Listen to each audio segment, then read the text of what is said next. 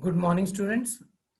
This is our first lecture in standard 6th, and the lesson name is Computer Languages. Students, this lesson is very important as well as computer is concerned because we can't learn computer without any language. As this time we are using English language to communicate, in the same way, when we want to communicate with computers, we need a language. And that particular language is called computer language. So let's start this lesson. Language is a medium to express our views and feelings. कि language वो जरिया है, वो माध्यम है जिसके द्वारा हम अपने सोच को और अपनी भावनाओं को दूसरों तक पहुंचाते हैं.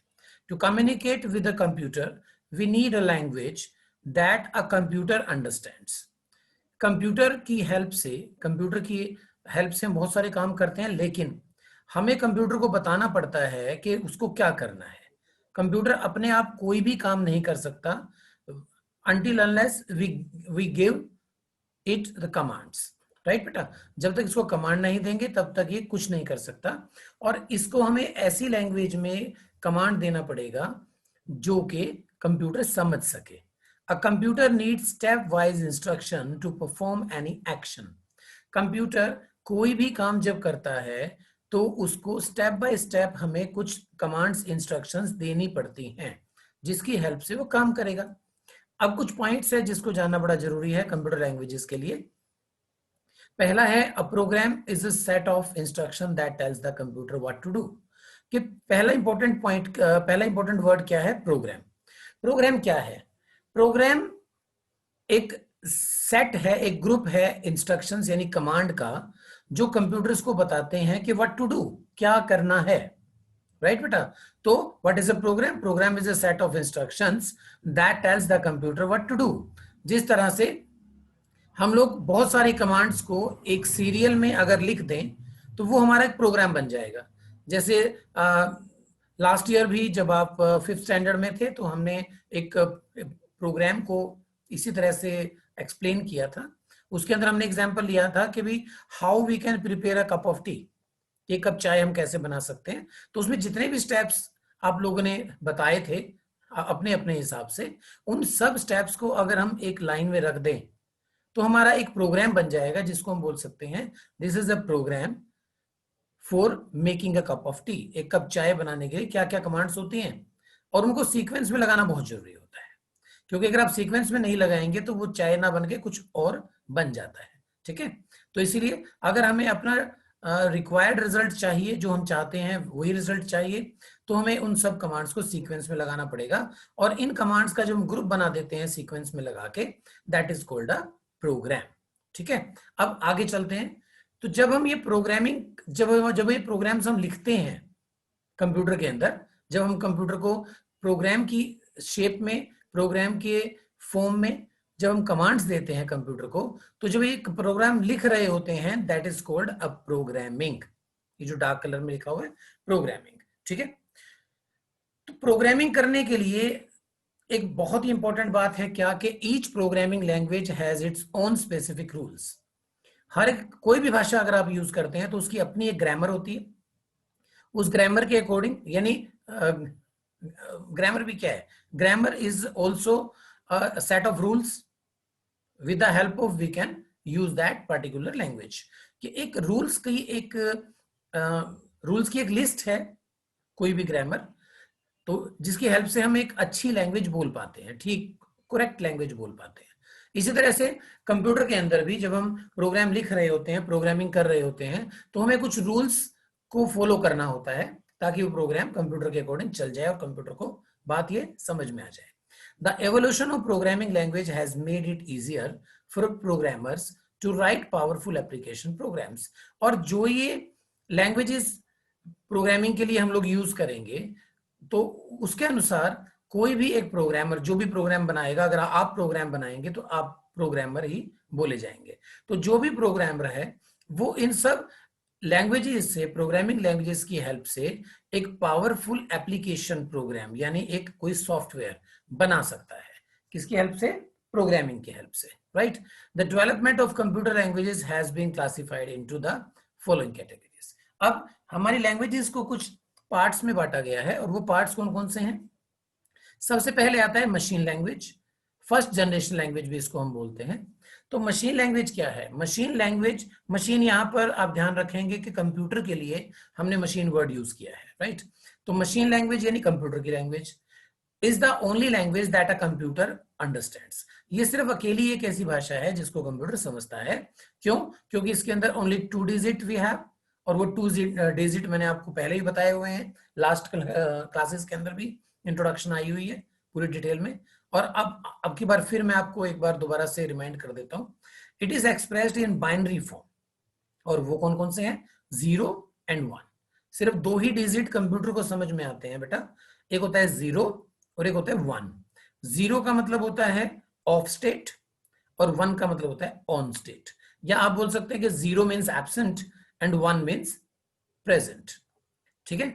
और आप कई कंडीशन के अंदर इसको हम ले लेते हैं कि 0 मीन्स नाइट और 1 means day, 0 means good, 1 means, और 0 मीन्स बैड, 1 मीन्स गुड। तो इस तरह से आप अपने अकॉर्डिंग इसको समझने के लिए, याद रखने के लिए कोई भी एग्जाम्पल अपने दिमाग में रख सकते हैं। लेकिन कंप्यूटर की ओर से क्या है कि 0 मीन्स ऑफ यानी एब्सेंट एंड 1 मीन्स ऑन यानी प्रेजेंट। कि कोई भी डिजिट कहीं पे है, अगर कंप्यूटर में हम कुछ भी प्रेस करते हैं दैट इज 1, और जहां पे हम कुछ प्रेस नहीं करते, खाली स्पेस हो जाता है, दैट इज 0 यानी ऑफ। तो आ जाइए आगे बढ़ते हैं इसको। Machine language has the advantage of very high speed and very low memory utilization. देखो बेटा, इसके अंदर मैं थोड़ा सा अपनी ओर से ऐड करता हूं ताकि आपको बात समझ में आ जाए। मशीन लैंग्वेज ऐसी लैंग्वेज है जो कंप्यूटर को समझ आती है। क्यों? क्योंकि इसके अंदर डायरेक्टली वही वर्ड लिखे जाते हैं जो कंप्यूटर डायरेक्टली समझ जाता है, और जब डायरेक्टली समझ जाता है उसको चेंज नहीं करना पड़ता किसी और लैंग्वेज में, तो ऑटोमेटिकली है कि कंप्यूटर बड़ी फास्ट इसको रीड कर लेता है, और फास्ट रीड करने के कारण इसकी स्पीड ज्यादा हो गई। इसीलिए लिखा हुआ है कि वेरी हाई स्पीड और वेरी लो मेमोरी यूटिलाइजेशन, यानी ये बहुत ही कम जगह कंप्यूटर की मेमोरी में लेता है, क्योंकि सारा डाटा हमारा किस फॉर्म में स्टोर होता है? 0 और 1 की फॉर्म में, ठीक है बेटा?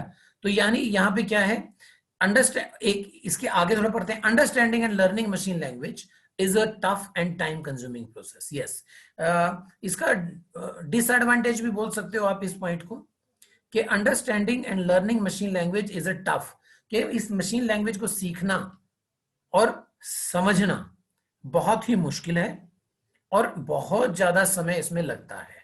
It is very difficult to write and debug programs written in machine language, कि इसके अंदर प्रोग्रामिंग लिखना, प्रोग्राम्स लिखना, और उनको प्रोग्राम्स को डीबग करना। डीबग मीन्स उनको चला के देखना कि अगर उसमें कुछ एरर है तो उसको फाइंड आउट करके उसको रिमूव करना, दैट इज कॉल्ड डीबग, यानी चेकिंग करना, यानी प्रोग्राम को लिखना और उसको चेक करना कि वो ठीक चल रहा है कि नहीं। मशीन लैंग्वेज के अंदर बहुत ही मुश्किल होता है, right? It is extremely machine dependent.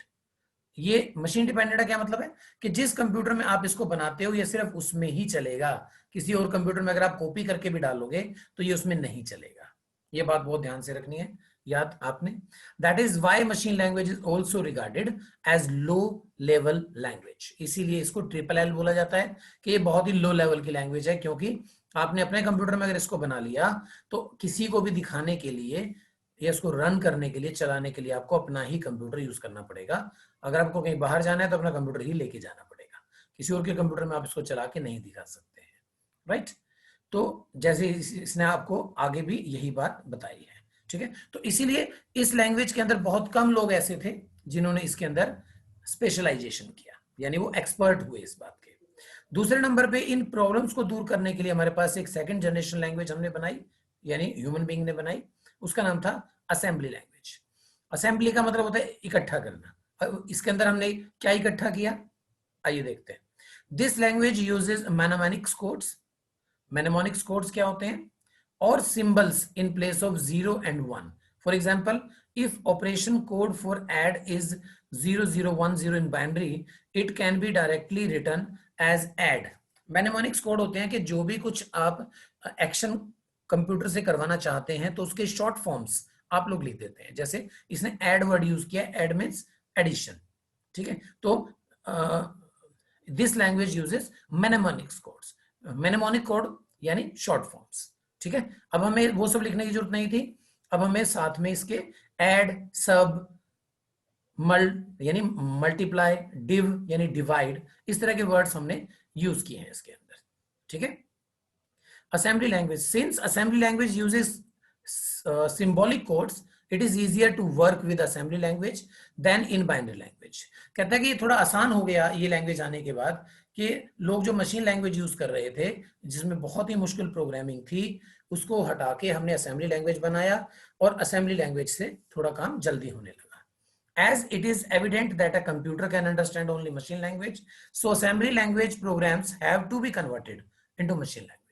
अब यहाँ एक प्रॉब्लम आ गई, क्या कि मशीन लैंग्वेज तो डायरेक्टली समझ में आती थी, लेकिन असेंबली लैंग्वेज डायरेक्टली कंप्यूटर को समझ में नहीं आती थी. क्यों? क्योंकि उसके अंदर हम अपने इंग्लिश के वर्ड्स यूज करते थे, शॉर्ट फॉर्म्स यूज करते थे, जिसको हमने बोला मेनेमोनिक्स कोड्स, राइट.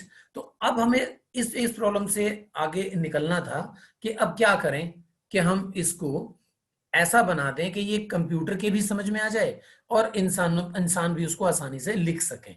तो इंसानों के लिए तो हमने आसान कर दिया कि हमने मैथमेटिक्स कोड यूज किए, लेकिन मशीन के लिए जो प्रॉब्लम आ गई, कंप्यूटर के लिए सेम प्रॉब्लम रही कि computer can understand only binary numbers यानी 0 and 1, but we can't, right. तो हमने लिखा अपनी लैंग्वेज में और कंप्यूटर समझेगा 0 1 में, लेकिन अब प्रॉब्लम आ गई है. अब इस प्रॉब्लम को दूर करने के लिए translators programs known as assembler were developed to convert the assembly language program into machine language. अब हमें ऐसी एक डेवलपर की जरूरत पड़ी या कन्वर्टर की जरूरत पड़ी, आप ये बोल सकते हो, कि जो हमारी लैंग्वेज को, असेंबली लैंग्वेज को मशीन लैंग्वेज में कन्वर्ट कर दे ताकि कंप्यूटर उसको समझ सके, ठीक है. जैसे मान लीजिए कि मुझे इंग्लिश आती है, आपको कोई और लैंग्वेज आती है, सपोज आपको हिंदी आती है, आपको इंग्लिश नहीं आती, मुझे हिंदी नहीं आती, तो हमें एक ऐसे आदमी की जरूरत पड़ेगी बीच में जिसको इंग्लिश भी आती हो, जो मेरी बात सुन के और उसको हिंदी भी आती हो, आपको हिंदी में एक बार ट्रांसलेट कर दे, फिर आप जो आंसर दोगे हिंदी में उसको अगेन ट्रांसलेट कर दे इंग्लिश में और मुझे बता दे. सेम ऐसे ही हमें यहाँ पे एक ट्रांसलेटर की जरूरत पड़ी जिसका नाम था असेंबलर, क्योंकि वो असेंबली लैंग्वेज को चेंज करता था, इसलिए उसका नाम क्या हो गया, असेंबलर, राइट. तो a program written in assembly language is called the source program, यानी जो हम असेंबली में लिखते थे जैसे ऐड, मिन, डिव, MUL, मल, तो ये सब वर्ड्स जो हम लिखते थे इसको हमने बोला सोर्स प्रोग्राम. और सोर्स प्रोग्राम को जब कन्वर्ट कर दिया मशीन लैंग्वेज के अंदर असेंबलर ने, तो उसको बोला जाने लगा ऑब्जेक्ट प्रोग्राम या object code. I hope this is clear to all. उसके बाद like machine language, assembly language is also machine dependent. अब इसके अंदर भी वही प्रॉब्लम थी कि जिस कंप्यूटर में आपने बना दिया ये उसी कंप्यूटर पे चलेगा, इसीलिए ये भी थोड़ा सा टाइम कंज्यूमिंग ज्यादा हो गया, इसीलिए इसको भी हमने क्या बोल दिया कि this is also a low level language, right. अब थर्ड नंबर पे आया, क्योंकि प्रॉब्लम्स आती जा रही थी and we are human beings and we never give up. तो हमने सोचा, इंसानों ने सोचा कि अब क्या किया जाए.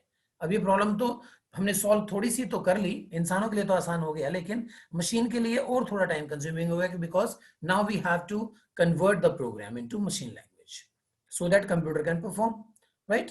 तो इसको दूर करने के लिए, इस प्रॉब्लम को दूर करने के लिए हमने क्या किया कि हमने एक और लैंग्वेज बनाई, उसको हमने थर्ड जनरेशन लैंग्वेज का नाम दिया, और ये लैंग्वेज थी हमारी हाई लेवल लैंग्वेजेस. इसमें बहुत सारी लैंग्वेजेस आएंगी, मैं आगे आपको पढ़ा रहा हूं, ठीक है बेटा. तो इसमें क्या है कि the restriction is the uses of machine and assembly language prompted people to develop a language with the following features. कहता है कि इसके अंदर जो कुछ रुकावटें थी, रिस्ट्रिक्शन थी मशीन लैंग्वेज और असेंबली लैंग्वेज के अंदर, तो लोगों ने क्या किया, एक अलग लैंग्वेज को डेवलप किया जिसके अंदर कुछ एक खास बातें थी. वो क्या थी? Number 1, simple and user friendly language, के आसान थी और बिल्कुल ही यूजर फ्रेंडली थी, यानी जैसे हम दोस्तों के साथ इजी हो जाते हैं ऐसे इस लैंग्वेज के साथ इजी थे, बहुत ही आसान थी. Language that is machine independent, this is very important. अभी तक हमारे पास थे मशीन डिपेंडेंट, यानी जिस कंप्यूटर पे हमने काम किया उसी कंप्यूटर पे प्रोग्राम चलेगा, किसी और पे नहीं चलेगा. बट दिस टाइम जिस भी मशीन पे आपने काम किया, the program is machine independent, यानी आपने एक मशीन पे काम कर लिया, कंप्यूटर पे काम कर लिया, उसको कॉपी करके आप किसी भी कंप्यूटर में जाके चला सकते हैं, जैसे आजकल आप पेन ड्राइव्स यूज करते हैं। ठीक है, तो एक ये बहुत अच्छा फीचर था जिसके कारण इस लैंग्वेज को हमने क्या बोला, हाई लेवल लैंग्वेज। राइट, तो इसके अंदर कुछ नाम है, आप वो नाम देख लीजिए। मैं इसको थोड़ा सा शॉर्ट ले रहा हूँ, पेजेस आपके पास मैंने ऑलरेडी भेज रखे हैं, and I hope you all have books. If you don't have your books, please purchase it from school, no problem at all, we have enough stock. Right, book आपके पास होनी चाहिए बिल्कुल, देखो क्योंकि अब क्लासेस स्टार्ट हो गई हैं, then you have to purchase your books, your own book. Right, तो लैंग्वेजेस पे आते हैं वापस। हाई लेवल लैंग्वेज के अंदर हमारे पास एक तो सबसे अच्छी बात क्या थी कि languages is quite similar to the English language, कि जैसे इंग्लिश हम लिखते हैं ऐसे ही इसके अंदर प्रोग्राम्स लिखे जाने हैं। तो इसके अंदर लैंग्वेज जो स्टार्ट हुई that was BASIC, then C plus plus, Java और बहुत सारी इसी तरह की और लैंग्वेजेस जो उस समय बहुत फेमस हुई और आज तक फेमस है। राइट, तो high level language program need to be translated. अब प्रॉब्लम तो वही की वही है, देखो अब इसने हमने अपनी भाषा में ठीक है थोड़ा और आसान कर दिया, असेंबली लैंग्वेज की बजाय अब हम हाई लेवल लैंग्वेज यूज करने लगे, यानी ऑलमोस्ट इंग्लिश यूज करने लगे। लेकिन प्रॉब्लम तो वही की वही है, कंप्यूटर को तो मशीन लैंग्वेज समझ आती है, 0 और 1 आता है समझ में। राइट ना बेटा, तो इसलिए अब यहां भी हमें ट्रांसलेटर की जरूरत पड़ी। अब यहां पर हमने एक ट्रांसलेटर नहीं बनाया, यहां पर हमने 2 ट्रांसलेटर बनाए, 2 ट्रांसलेटर्स। और ये ट्रांसलेटर क्या क्या करते थे ये मैं और थोड़ा सा एडिशन कर देता हूं आज के लेक्चर में। First was interpreter. इंटरप्रेटर का मतलब होता है जो बीच में इंटरप्ट करता है। इसके अंदर हम क्या करेंगे, an interpreter translates line by line, execute the instructions and then repeats the procedure for the remaining instructions. क्या मतलब हुआ कि मान लीजिए एक प्रोग्राम 10 लाइंस का है, और जब इंटरप्रेटर उसको रीड करना शुरू करेगा कन्वर्ट करने के लिए मशीन लैंग्वेज में, तो वो क्या करेगा कि पहले एक लाइन को रीड करेगा, उसको ट्रांसलेट कर देगा, फिर उस लाइन को चलाएगा कि क्या ये कमांड सही है, उसके बाद दूसरी लाइन पे जाएगा, उसको ट्रांसलेट करेगा, फिर उसको चलाएगा। इस तरह से एक एक लाइन के हिसाब से ये पूरे प्रोग्राम को रीड करेगा, ट्रांसलेट करेगा, ठीक है, और उसको चेक करेगा।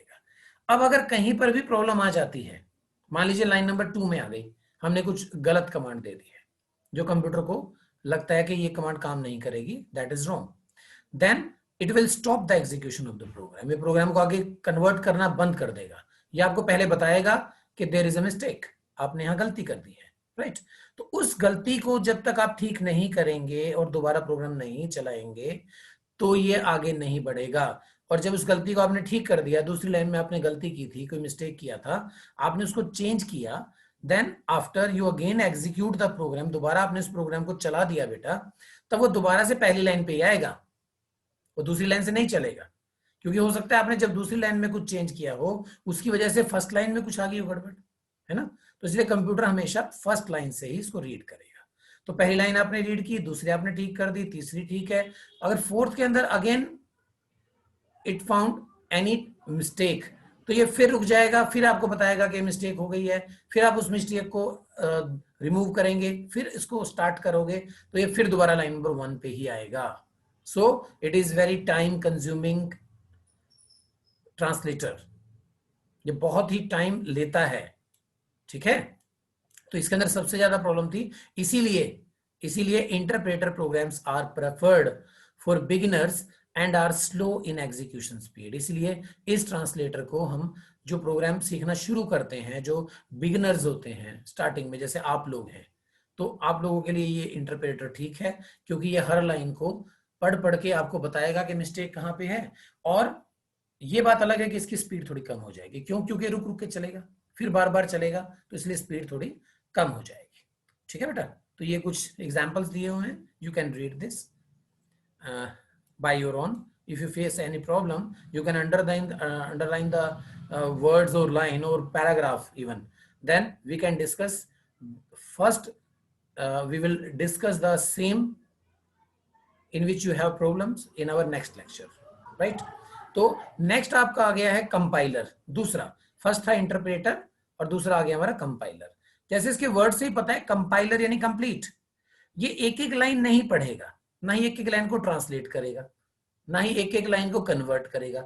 ये सारी की सारी 10 की 10 लाइनें मान लीजिए प्रोग्राम में है, तो 10 की 10 लाइनों को एक साथ ही रीड कर लेगा, एक साथ ही ट्रांसलेट कर देगा और एक साथ ही उसको कन्वर्ट भी कर देगा और स्टार्ट कर देगा। स्टार्ट करने के बाद जितनी प्रॉब्लम्स आएंगी, जितनी भी प्रॉब्लम प्रोग्राम के अंदर आती है, उन सब की एक साथ लिस्ट लास्ट में दे देगा और आप उन सबको रिमूव कर सकते हैं, दोबारा चला सकते हैं। तो it is very fast compiler, ये फास्ट ट्रांसलेटर है हमारा, और कंप्यूटर को बहुत ही ज्यादा फास्ट बना के रखता है, और हमें भी बार बार उतना टाइम कंज्यूम नहीं करना पड़ता कि हमें इसी चीज को बार बार हम इसको करें। राइट बेटा? तो इसके बाद हमारे पास जो 4th जनरेशन लैंग्वेज आई थी, दैट इज 4GL, इसको 4th जनरेशन लैंग्वेज बोलते हैं। 4th generation language are closer to human language than other high level languages. कहते हैं ये और ज्यादा तो ज्यादा पास थी ह्यूमन लैंग्वेज के, इसमें और ज्यादा अच्छे वर्ड्स, और ज्यादा इजी वर्ड, कॉमन वर्ड्स हम यूज करने लगे इसको, then other high level languages, और हाई लेवल लैंग्वेज से भी अच्छी लैंग्वेज ये आ गई।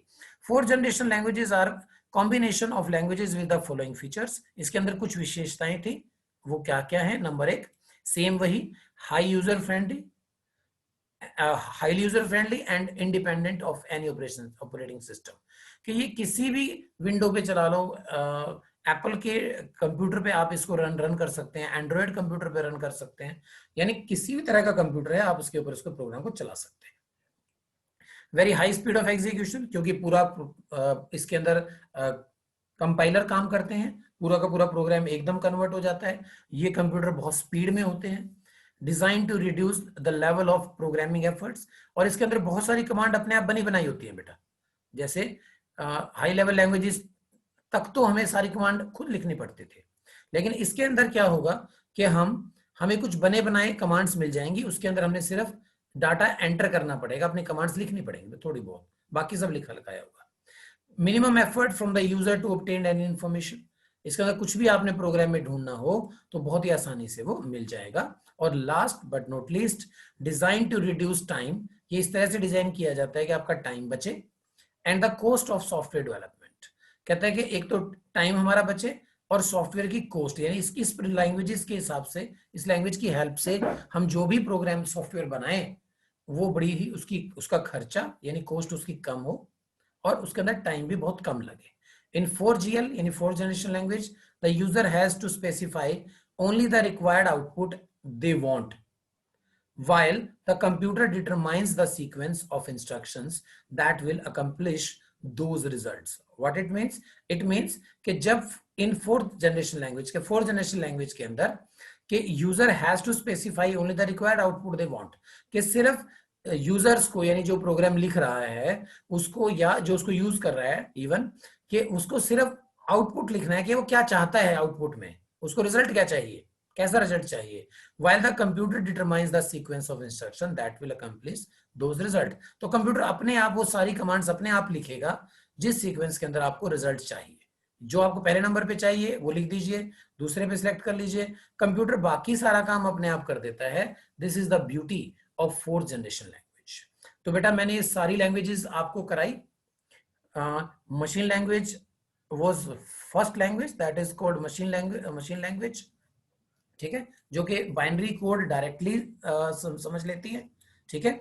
उसके बाद हमने किया असेंबली लैंग्वेज। असेंबली लैंग्वेज के अंदर हम यूज करते थे मैनोमेनिक्स कोड्स, ये भी मशीन डिपेंडेंट थी कि इसकी तरह मशीन लैंग्वेज की तरह कि जैसे जिस कंप्यूटर पे आपने बनाया उसी कंप्यूटर पे काम करती थी, ठीक है। इसको भी हमें कन्वर्ट करना पड़ता था, उसके लिए हमारे पास था असेंबलर। हाई लेवल लैंग्वेज के अंदर हमारे पास 2 आ गए कन्वर्टर, साथ में ये मशीन इंडिपेंडेंट हो गया, ठीक है। और 4th जनरेशन लैंग्वेज सबसे बेस्ट लैंग्वेज जो आजकल हम यूज कर रहे हैं, और भी लैंग्वेजेस डेवलप हुई हैं लेकिन आपके सिलेबस के according this is the last one, machine language. ये मशीन इंडिपेंडेंट हो गया और बहुत ही कम स्किल्स हमें चाहिए, ज्यादा प्रोग्रामिंग जानने वाला इंसान नहीं चाहिए, थोड़ा बहुत भी जानता होगा तो इसमें आराम से प्रोग्राम बना लेगा, ठीक है। और एप्लीकेशंस भी आप यानी एप्स जो आप बोलते हो उसको भी आप बना सकते हो।